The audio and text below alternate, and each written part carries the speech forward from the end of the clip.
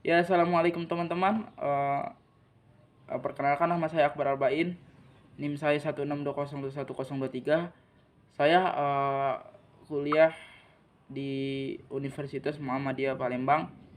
Di video ini saya akan mempresentasikan atau menjelaskan materi tentang linked list dan double linked list di mata kuliah struktur data. Oke, kita langsung saja ke pembahasan materinya. Yang pertama saya akan menjelaskan tentang pengertian linked list. Apa itu linked list dan pengertiannya? Linked list adalah salah satu bentuk struktur data yang berisi kumpulan data yang tersusun secara sekuensial, saling bersambungan, dinamis, adalah senarai berkait, yaitu linked list tadi. Suatu senarai berkait atau linked list adalah suatu simpul node yang dikaitkan dengan simpul yang lain dalam suatu urutan tertentu. Suatu simpul yang dapat berbentuk suatu struktur atau class. Simpul harus mempunyai satu atau lebih elemen struktur atau class yang berisi data. Yaitu tadi pengertiannya. Berikutnya kita akan membahas tentang node dalam sebuah linked list, yaitu bagian pertamanya disebut medan informasi, berisi informasi yang disimpan dan diolah. Bagian kedua disebut medan penyambung atau link field, berisi alamat simpul. Pada gambar berikut, ya gambarnya ada di PPT saya, tapi saya nggak bisa ngeliatinnya karena kameranya fokus ke wajah saya. Oke, pointer awal menunjukkan ke simpul pertama dari senarai tersebut. Medan penyambung pointer dari suatu simpul yang tidak menunjukkan simpul lain disebut pointer kosong, yang nilainya dinyatakan sebagai nul. Nul adalah kata baku yang berarti bahwa pointer 0 atau bilangan negatif. Jadi kita bisa melihat bahwa dengan hanya sebuah pointer awal saja, maka kita bisa membaca semua informasi yang tersimpan dalam senarai secara teori. Linked list adalah jumlah node yang dihubungkan secara linear dengan bantuan pointer. Dikatakan single linked list apabila hanya ada satu pointer yang menghubungkan setiap node. Single artinya field pointernya hanya satu buah saja dan satu arah. Oke, berikutnya yaitu menampilkan list sampul. Sebelum menampilkan linked list perlu kita uji sebagai senarai kosong atau tidak. Jika senarai kosong, kita tampilkan pesan bahwa list kosong. Jika senarai tidak kosong, maka kita baca senarai mulai posisi awal sampai simpul terakhir. Oke, ya di bawahnya ada codingannya atau kode-kodenya ya. Ya codingannya lah. Tapi saya nggak bisa nunjukin karena hal yang saya jelaskan sebelumnya. Oke, yang program lengkap satu juga berisi codingan. Oke, nah berikutnya kita akan membahas tentang pengertian double linked list. Sudah masuk ke penjelasan double linked list ya.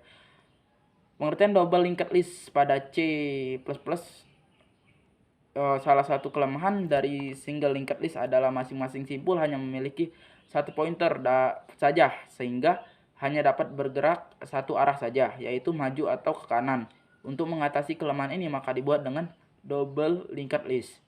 Oke, oblique linked list merupakan linked list di mana setiap simpul dibagi menjadi 3 bagian, yaitu bagian isi, bagian pointer kiri, dan bagian pointer kanan.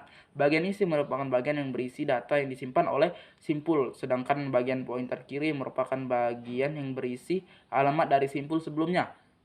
Dan bagian pointer kanan merupakan bagian yang berisi alamat dari simpul berikutnya. Gambar 1 merupakan simpul untuk double linked list.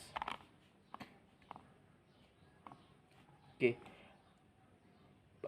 Ya, penyisipan simpul depan. Kita akan membahas tentang penyisipan simpul depan. Penyisipan simpul baru selalu berada di posisi paling depan. Penyisipan simpul depan dapat dilakukan sebagai langkah berikut.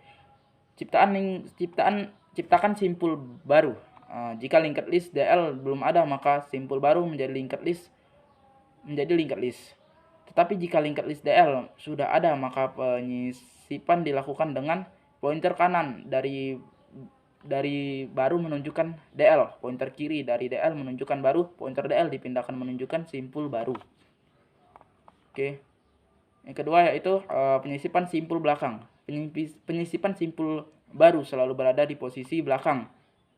Penyisipan simpul belakang dapat dilakukan dengan dua cara, yaitu dengan menggunakan pointer bantu dan tanpa pointer bantu. Penyisipan simpul pada double linked list tidak mengharuskan menggunakan pointer baru, karena walaupun menggerakkan DL tidak mengakibatkan adanya simpul yang hilang. Hal ini dapat terjadi karena semua simpul saling menunjukkan atau saling berhubungan. Penyisipan dengan pointer bantu. Ciptakan simpul baru. Jika linked list atau DL sebelum ada, maka simpul baru menjadi linked list. Tetapi jika linked list DL sudah ada, maka penyisipan dilakukan dengan yaitu satu, buat pointer bantu yang dapat digerakkan. 2, gerakan pointer bantu hingga simpul terakhir. 3, pointer kanan simpul bantu menunjukkan baru. 4, pointer kiri baru menunjukkan bantu. Oke, berikutnya yaitu penyisipan tanpa pointer bantu. Ciptakan simpul baru. Jika linked list DL belum ada, maka simpul baru menjadi linked list. Tetapi jika linked list DL sudah ada, maka penyisipan dilakukan dengan satu, gerakan pointer DL hingga simpul terakhir. 2, pointer kanan DL menunjukkan baru. 3, pointer kiri baru menunjukkan DL. Gerakan pointer DL hingga simpul pertama. Oke. 3 yaitu penyisipan simpul tengah. Penyisipan suatu simpul baru di antara dua simpul.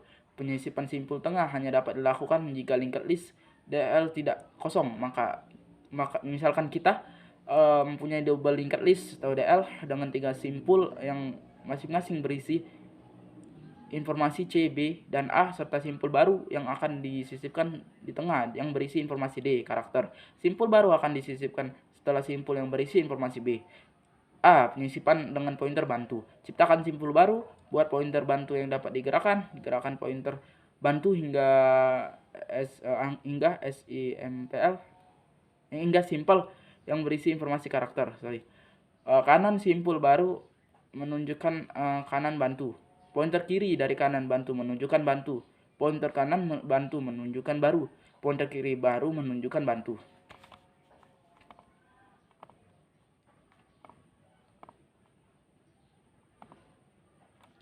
Oke, penyisipan simpul tengah tanpa pointer bantu. Yaitu ciptakan simpul baru, gerakan pointer DL hingga simpul yang berisi informasi karakter.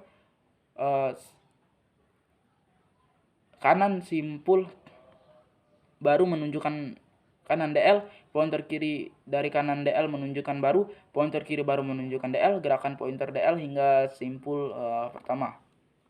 Dan terakhir yaitu mencetak linked list secara mundur. Mencetak mundur artinya mencetak elemen linked list mulai dari elemen simpul belakang ke depan, ya di bawahnya yaitu codingannya.